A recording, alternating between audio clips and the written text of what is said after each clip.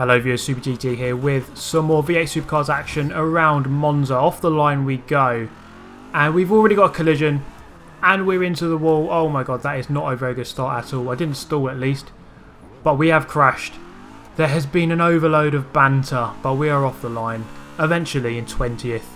Let's see what we can do now. There's a guy going backwards. Don't know what the hell he was thinking there. Probably off to seek revenge on someone, I would imagine. But we are through again from another guy who's facing the wrong way into 18th position. Right, now I'm using the Volvo here. This is the only Volvo you get in the game for this V8 Supercars at least. Most people opting for either the Ford or the Mercedes in this league, it appears. The Mercedes I think is by far the most popular car. And I think it is probably one of the best cars for the class. It is very easy to drive. I think it's just, in simple terms, it's the easiest car to drive. The Volvo I feel has the best handling, but the main issue with it is that it's very, very trigger happy on the throttle. It does like to oversteer a lot with the smallest amount of throttle input, which makes it fairly hard to drive if you don't have a disciplined right finger, if that doesn't sound too rude. But coming through the first couple of turns here, we gained one or two from someone who went into the pits. So moving up to 16th. Now, as you can see on the map there, this racetrack really is quite a tough one, and it forms very long trains of cars because it is fairly tough to overtake, at least very cleanly. Now the first turn is a good overtaking opportunity, but it's just so hard when you're in a train. So with that in mind, I'm going to bail into the pits at the end of lap 2.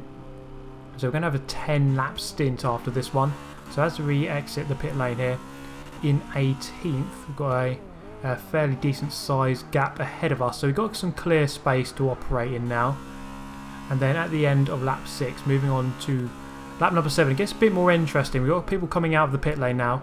So people going for their pit stops halfway through the race. He's going to come back for a bit of a lunge there.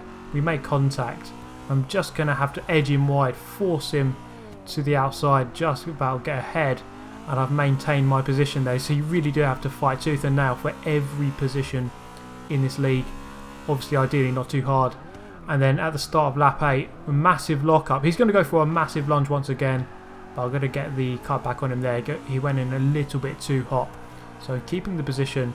Now this is what I mean about the trains. We've got a train of about 5 or 6 cars here, maybe more. So this is where it gets really tricky to overtake. You go to overtake the guy ahead, but then you risk smashing the guy ahead of him as you turn into the very tight turn 1. So we're going to have to be very careful around this track and be very patient. I think patience is the key. Now this is a longer race than you typically see in the game. So of course the normal hoppers around this kind of track you normally see 6 laps. So of course we've got a 12 lap race here, so twice the length, and it means you can just afford to be that bit more patient, which you should be anyway. But up the inside here, I'm going to graze slightly. I think that was racing incident. I think that was okay. And then through turn 2, keeping the position there. So up into 14th and onto the back of another driver here. So Zidane, I don't know if I'm saying that right, probably not, but please do correct me if you are watching. I'd imagine you are. And we come up the back straight. I'm looking up the inside, almost alongside, not really though, and into Parabolica. He's just left a car width on the inside, so I'm just going to try to edge my way in.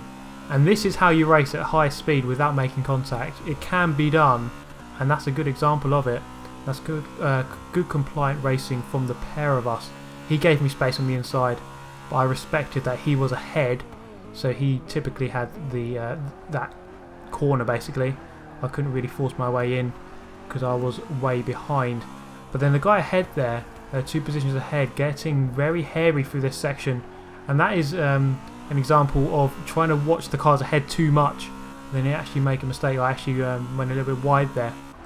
So we're going to go on to the end of the race. This is lap number 12. Up into 13th at this current stage here. And coming through here, it's going to get a little bit too fighty. This guy gets 2 wheels on the grass. It sucked him out onto the grass, and then he has lost a couple of positions. He must be tearing his hair out right now. That is so annoying. when you lose 3 or 4 positions on the last lap. One of the worst things in the game when that happens, but that is good for me. I've gained 1 position up into 12th. Now that isn't obviously the best result, but when you consider that I was starting in the back, had a incident before the start line even, and then come back to 12th, I had a decent race as well. That's what counts really, having a good race, having some good battles there, and finishing 12th. So overall, not too displeased with that. That guy's just going to flying into the wall. I'm guessing that is his AI driver. There are the results, and that kind of shows you just how close this grid was. Most of the lap times within a second of each other. So moving on to the second race of the video. The Volvo once again in use here with a different livery around the Silverstone short circuit. So I'm going to go to the inside of this guy into second. I'm just going to get loaded wide at turn 1. These two guys just forgetting that the brake pedal exists and just slamming me wide. And then into the second turn, I'm going to move across to the inside to cover these guys off. And then that guy's just going to go way too hot into there, and he's going to go way too wide. I'm guessing he was thinking we were on the long version of Silverstone, which of course we're not. We don't start on that start line on the usual Grand Prix version of Silverstone. You only start there for this shorter version where you turn right onto this middle straight away. So coming through into Luffield here, I've got the guy on my right hand side there, so I'm going to have to respect that and give him the room so I can give him at least a car width from the inside there. Now it's a battle of acceleration and traction on the exit, and that Mercedes just seems to edge it. As I did mention earlier in the video, the Mercedes just about has that drivability factor over the Volvo. I think the Volvo does have slightly better mechanical grip. It is slightly better at turning around the turns, but just it's just that drivability factor which makes it slightly harder to drive overall, I would say. Now I should be an expert really, because I drove both of these cars in the VX Supercars Championships that I did 2 championships, first one in the Mercedes, second one in the Volvo, so I do have a fair amount of experience in both of these cars. And as we come down the Wellington Straight now, guy in second there really catching up with the leader, and he's looking for a move, and the leader's actually gone very wide and has actually lost the position there. So that was quite a naff defence, shall we put it that way. Not really putting on much of a fight at all. So I'm going to be looking to try and get past this guy as soon as possible. Obviously I have to be as patient as I can without being too forceful. But I'm going to be looking for any sort of opening, and if that overtake that he just suffered is anything to go by, should be quite easy. So through Copse Corner, the first turn at this Silverstone version, he's got a very poor exit, so I'm going to move over to the right hand side. This is the side you want to be on as we approach firstly the left, but then the main corner here, the big right hander. So I'm on the inside, easily got that position. That was the best thing to do. Going to the left hand side would not have helped me there. He would have had the inside and I would have stayed behind. So moving to the start of lap number 5, the leader did get away for a couple of laps. He was a couple of attempts quicker per lap, but he didn't make that mistake. So losing a couple of attempts or a couple of seconds to me there, and I've got CQR Type R on my tail, so he caught up quite quickly, and I'm doing well to keep him behind. So I think he is also a couple of attempts quicker. So just keeping the car as balanced and as poised as possible, and hitting my braking points, to my acceleration points and apexes. There's not much he can do behind me. So he's going to dive into the pit lane, which is quite a clever strategy to do. And in order to cover him off, I'm going to complete this lap, but then also dive into the pit lane, just to make sure that he doesn't gain too much time on me while he is lapping away from the others. So on the exit, I wasn't sure which exit lane to come off of, but then there we go, that is CQR Type R just taking the position back.